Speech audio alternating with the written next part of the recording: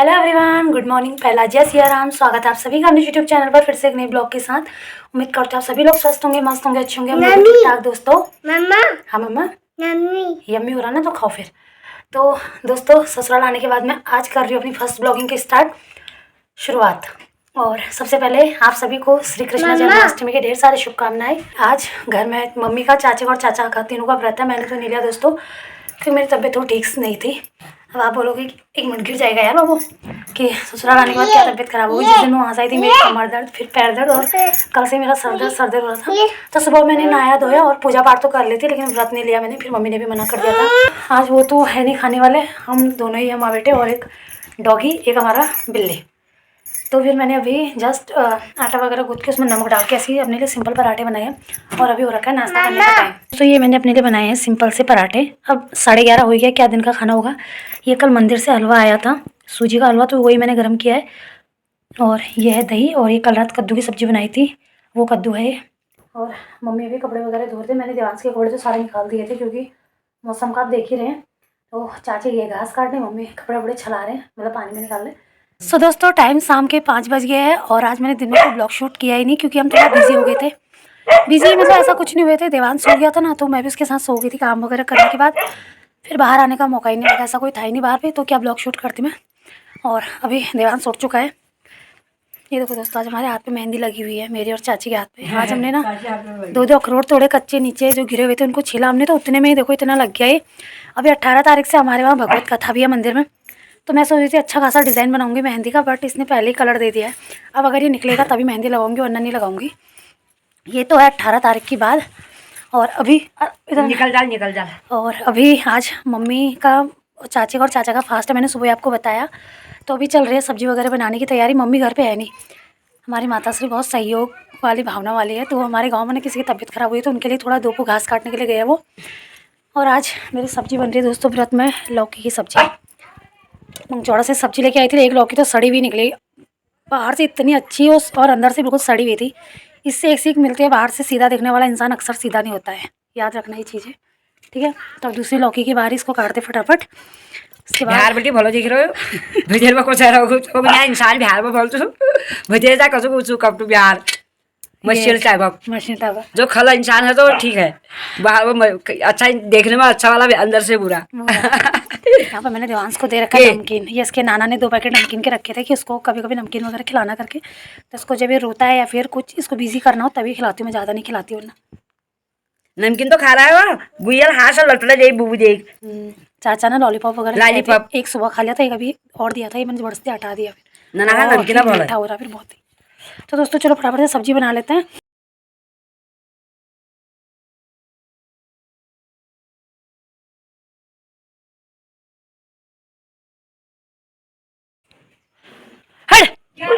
ये लोग घुरे चल रहे थे।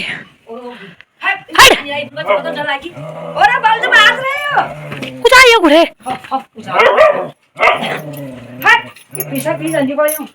मुगा बोल रही नहीं हो नहीं ले रही पहन बे तब एन जो समी करो पहन बे हो जा रही कुसुम पेड़ चढ़ गए मम्मा हो बलदा मोमो। क्या बाबू बलदा। टाइम 6 भी नहीं बजे हैं और मैंने सब्जी भी चढ़ा के कर दिया तैयार।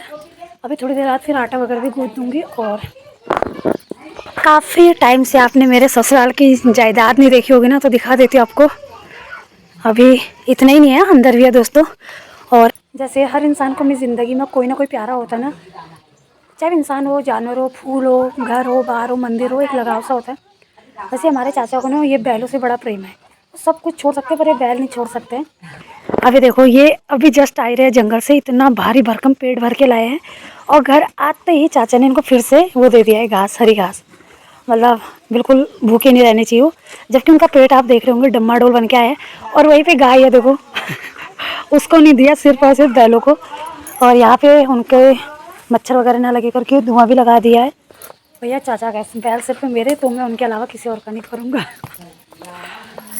तो चलिए अब चलते हैं अपने किचन में, रोटी वोटी आटा वाटा गूंथने की तैयारी करते हैं। और दोस्तों मेरे को सबसे बड़ा कॉमो ये भी लगा ना, मेरे ससुराल में मन इसलिए नहीं लग रहा।